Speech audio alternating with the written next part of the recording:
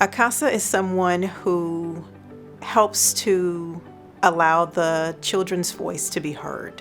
A volunteer who wants to help children who have been abused or neglected while they're in the system. The birth mother has someone representing her, and the father may have someone representing him, and there's, of course, the DCS, and everybody's kind of coming at it from their own angle. The CASA volunteer is uniquely positioned to advocate one and only for the child. They're going through some type of abuse or neglect, and we're there to help them through that process. I think there's a lot of people who don't realize how bad a lot of kids have it in Jackson.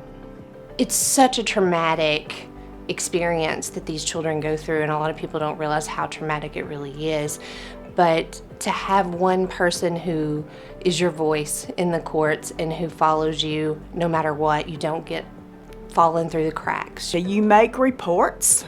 The reports are read by the judge, by DCS, by the attorneys that are involved in the case, and your thoughts and your observations are used in decisions that are involved in the care of the child, in the decisions that are made, where they're going to stay, what's going to happen to them. Your thoughts are valuable. Also, the CASAs are invited to go into the court during these cases when they come before the judge. And you are questioned at times. You're there as a valuable input as to what's going to happen to this child. It doesn't take up a lot of your time. I have 5 kids and work a full-time job, but it's the most rewarding volunteer work that I've ever done. It's not hard. It's actually very rewarding to know that you are doing something to help someone else get through a hard time. I mean, we all have hard times, and we all sometimes need just a little bit more help. If Madison County had more volunteers for CASA, we'd be able to serve 100% of the children in the foster care system, which is our goal.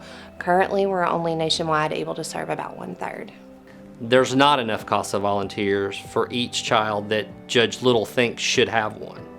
It's based on helping children. It's based on helping families. It's based on helping situations that aren't so good to help that process along and know that they're not alone and know that they are being seen.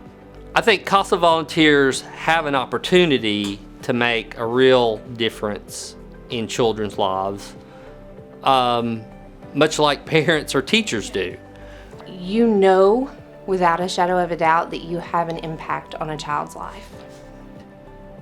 Of course, by improving one child's life, one family's life, you're making a small impact on the community. And we certainly need more CASA volunteers to do that.